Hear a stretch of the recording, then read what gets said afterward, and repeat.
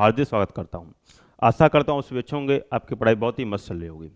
चलिए साथियों, आज हम बात करने जा रहे हैं आपका एसएससी जीडी 2024 की आपकी जो नॉर्मलाइजेशन विधि है, उसमें आपको किस शिफ्ट को सबसे ज़्यादा फायदा होगा, किस शिफ्ट को सबसे कम फायदा होगा।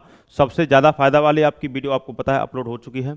सबसे कम किसको होगा, या जो आपका री एग्जाम जो आपका 30 मार्च को हुआ था, उनको कितना नंबर आपका नॉर्मलाइजेशन देखने को मिल सकता है, उसके बारे में बात करेंगे। वीडियो में आगे बढ़ने से पहले आप हमारे चैनल को सब्सक्राइब कर लीजिए और बेल आइकन को प्रेस कर लीजिए, जिससे आगे आने वाले नोटिफिकेशन आपको सबसे पहले मिल सकें। चलिए साथियों, और वीडियो को जितना हो ज़्यादा से ज़्यादा शेयर करें। चलिए साथियों, आगे बढ़ने से पहले देखिएगा साथियों, नॉर्मलाइजेशन सबसे कम किस विधि आपका किसको होगा, किस शिफ्ट को होगा, ये हम देखेंगे। यदि मान लीजिए किसी की यदि इसमें शिफ्ट रह जाती है, तो वो आप हमें इस नंबर पे आप हमें डायरेक्ट कांटेक्ट कर सकते हैं, व्हाट्सएप के माध्यम से, या आप हमें कॉल के माध्यम से कर सकते हैं। चलिए साथियों, अब बात कर लेते हैं। आपको पता है साथियों कि 20 फरवरी से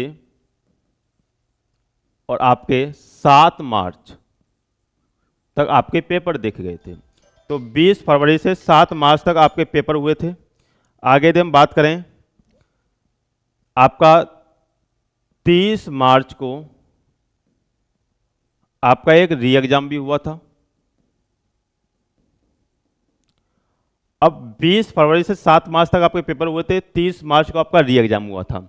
अब एक चीज ध्यान रखना साथियों कि 20 फरवरी से जब 7 मार्च तक आपके पेपर चले थे, तो उसमें आपके स्टार्टिंग में पेपर का लेवल अच्छा था, कोई दिक्कत नहीं थी, AG2 आपका मॉडरेट था। लेकिन लास्ट में जाते जाएं, यानी कि मार्च के महीने में जैसे हम कन्वर्ट हुए थे 1 मार्च से 7 मार्च तक, तब पेपर का लेवल जो था साथियों क्या था, इजी था। मॉडरेट लेवल भी नहीं कह सकते हम, इजी लेवल भी कह सकते हैं। लेकिन साथियों जो री एग्जाम हुआ आपका, री एग्जाम तो आपका बहुत ही ज़्यादा इजी देखने को मिला था। इसमें हाँ जीएस कह सकते हैं अच्छी थी, बाकी मैथ रीजनिंग हिंदी में तो आपका बच्चा ने 60 में से 60 ही क्वेश्चन किए थे। तो देखिए यहाँ को आपका इजी लेवल था, यानी कि आपका री एग्जाम में। लेकिन यहाँ देखें तो मार्च के महीने में इजी था, बाकी आपका 20 फरवरी से लेकर के आपका 27-28 फरवरी तक आपके अच्छे एग्जाम हुए थे, कोई इसमें दिक्कत नहीं थी, यानी कि आपका लेवल अच्छा था। अब बात ये कर लेते हैं कि जिनका एग्जाम री एग्जाम हुआ था, उनको क्या फायदा होगा कि नहीं होगा। ये आपको मैं पहले बता चुका हूं कि आपका जीएस, हिंदी, मैथ और आपका रीजनिंग में सबसे ज़्यादा जो नॉर्मल विधि मिलती है वो आपको मैथ को मिलती है। इसका रीजन होता है, मैं रीजन बताऊंगा। सबसे कम जो होता है वो आपको हिंदी को मिलता है, बाकी ये दोनों आपके इक्वली डिवाइड हो जाते हैं, आपके रीजनिंग और जीएस। अब ऐसा क्यों होता है वो ध्यान देना। मान लीजिए 100% बच्चे हैं, तो सबसे पहले मान लीजिए हम जीएस की बात करें कि जीएस में और रीजनिंग में इक्वली डिवाइड कौन होता है। जीएस मान लीजिए कि जीएस ज़्यादातर 100% में से ये होता है कि 50-50 बांट दें, कितने भी बांट दें हम, तो है कि जीएस सभी की ज़्यादातर इक्वल होती है, कोई इसमें ज़्यादा दिक्कत नहीं आती है। हाँ ऐसा हो जाता है कि मान लो एक क्वेश्चन ऐसा आ गया कि जिसका किसी को ही पता नहीं है। जैसा अब की बार देखो गया था कि भारत की आज़ादी के समय आपका म्यांमार का राष्ट्रपति कौन था, तो ये क्वेश्चन ऐसा था कि जिसको किसी को भी नहीं पता है, जो आईएएस की तैयारी कर रहा है यूपीएससी की, उसी को भी नहीं पता है। तो ये 1% क्वेश्चन था। अब 1% क्वेश्चन यानी कि ऐसा था, यानी कि जो किसी को भी नहीं आता है। अब मान लो 100 में से 1% बच्चों ने वो तुक्का से कैसे भी सही कर दिया हो, तो 99% बच्चों से तो ऊपर हैं। यदि 99% बच्चों से ऊपर हैं, तो इसमें जीएस में यहाँ नॉर्मलाइजेशन आपको मिल जाएगा। जीएस में केवल एक विधि होती है, इसमें आपको नॉर्मलाइजेशन मिलता है। लेकिन यदि मैथ की बात करें तो मैथ में कैसे होता है, तो मैथ में सबसे पहले तो ये होगा कि 100% में से आपके 60% आपको पता है मेल होते हैं और 40% आपकी फीमेल होती हैं। ये तो आपको पता है 3-2 का आपका रेशियो होता है, लगभग में इतना ही होता है। जैसे मान लो 10,000 वैकेंसी आई तो उसमें 6,000 आपका पुरुषों की होंगी और आपके 4,000 आपकी क्या होंगी, फीमेल की होंगी। अब एक चीज़ ध्यान रखना साथियों, आपको पता है यदि लड़कियों की बात करें तो आपको पता है मैथ इनका यानी क्या होता है, वीक होता है बहुत ज़्यादा। यानी कि इनका एवरेज ऐसा हो जाता है, कोई कोई लड़की तो ऐसी होती है कि इनके 4-5 नंबर यानी क्वेश्चन ही सही हो पाते हैं। कुछ ऐसे भी होते हैं कि 12-13 क्वेश्चन भी सही हो जाते हैं। 1-8% ऐसे भी होते हैं कि 20 में से 20 भी करके आते हैं। लेकिन लड़के में ऐसा होता है कि यदि 60% यानी कि टोटल 100% हो गया, इसमें से कम 80% का मैथ ऐसा होगा जो आपका कम से कम वो 16 से 18 तक ठोकर मारेंगे। 20% ऐसे भी होंगे जो आपका 20 में से 20 क्वेश्चन ही करके आएंगे। अब एक चीज ध्यान रखना, यहां वीक था तो इनका फायदा इनको मिलेगा और इनका भी फायदा इनको मिलेगा। अब मान लीजिए एक क्वेश्चन ऐसा भी आ गया जो इनमें से किसी पर भी नहीं हिला, वो केवल 1% बच्चे ही कर पाए, यानी कि 100 में से, तो इनका भी फायदा इनको मिलेगा। तो तीन तीन जगह से फायदा मिला, तो इसलिए सबसे ज्यादा होता है आपका मैथ को। हिंदी में सबसे कम क्यों होता है? तो इसका रीजन हिंदी का ये होता है कि सभी की हिंदी बराबर सी होती है, ऐसा कोई दिक्कत नहीं होता है। कोई यदि ज़्यादा भी कठिन क्वेश्चन आया तो इसमें भी इक्वली ही डिवाइड हो जाते हैं बच्चे, तो इसलिए आपका इसमें कोई ज़्यादा वो नहीं है। अब बात कर लेते सबसे ज़्यादा कि सबसे कम नॉर्मलाइजेशन किन किन शिफ्टों को देखने को मिलेगा, वो बात कर लेते हैं। देखिए साथियों, 1 मार्च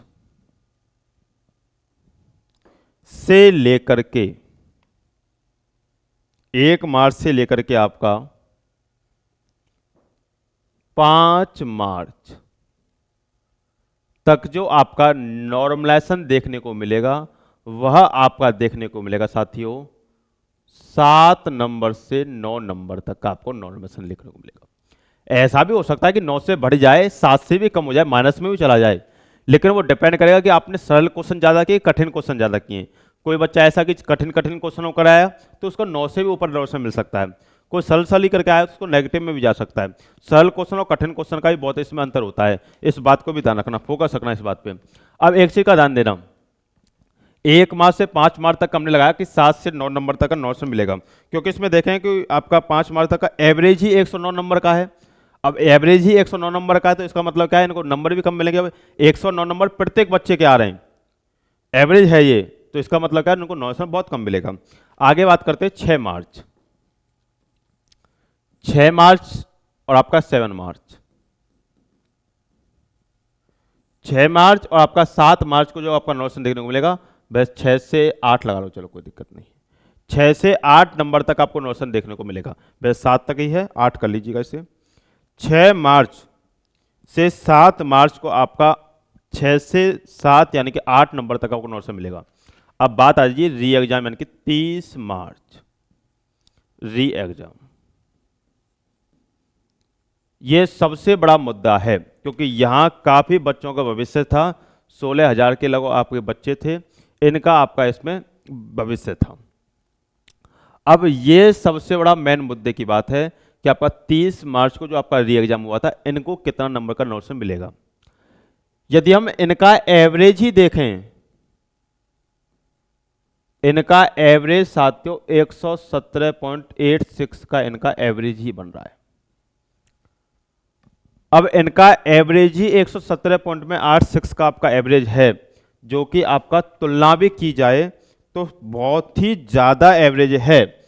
जब यहाँ इनको 6 से 8 नंबर का नॉर्मलाइजेशन है, तो इनका एवरेज जो यहाँ पे है वो आपका इनका 110 के एवरेज के लगभग है, और 110 से 117 हो गया, एवरेज में 7 यानी कि 8 नंबर बढ़ गए।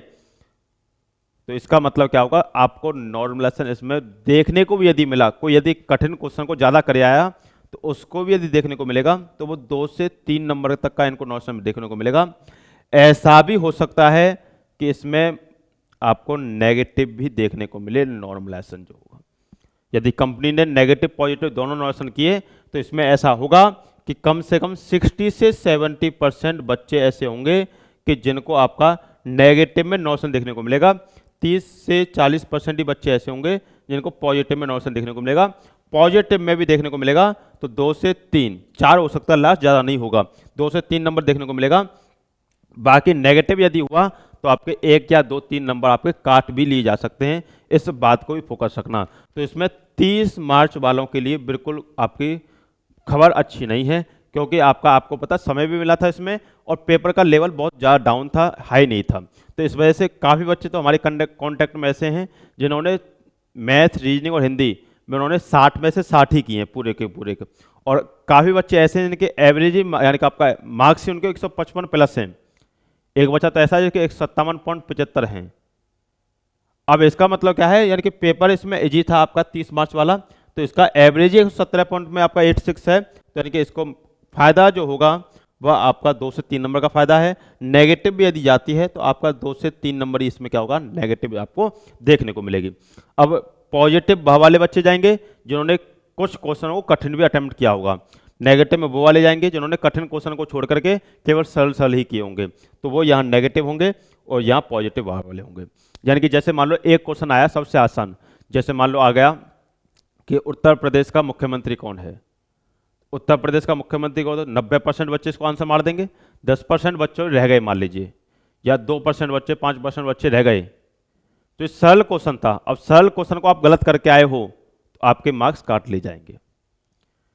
यदि कोई मान लीजिए अच्छा लेवल का क्वेश्चन आ गया, जैसा कि मैंने आपको पहले बोला था, जैसे मान लीजिए पूछा गया था कि आपका भारत की आज़ादी के समय आपका म्यांमार का राष्ट्रपति कौन था, तो ये अच्छे लेवल का क्वेश्चन है।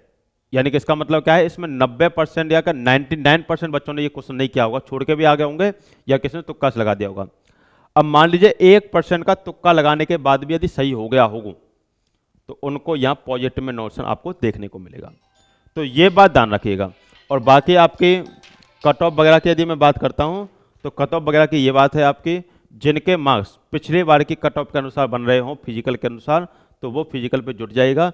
फिजिकल बिल्कुल भी ना छोड़ दें। ऐसा भी हो जाता है कभी कभार दिल्ली पुलिस की तरह, जिनके 80 नंबर थे, 80 मान के चले कि कट ऑफ आपकी 80 जाएगी, लेकिन कट ऑफ आपकी 65 ही रह गई थी। तो कट ऑफ बढ़ भी सकती है, घट भी सकती है, ये डिपेंड करता है आपका फिजिकल आपके कब होंगे। तो जल्दी ही आपके फिजिकल होंगे, तो सभी साथी फिजिकल पे जुड़ जाएं। चलिए साथियों, इससे आगे मिलेंगे आपसे नेक्स्ट वीडियो में। यहाँ तक धन्यवाद, bye bye, take care, God bless you. और चैनल को सभी के सभी साथ सब्सक्राइब कर लें और वीडियो को जितना हो शेयर कीजिए। धन्यवाद साथियों।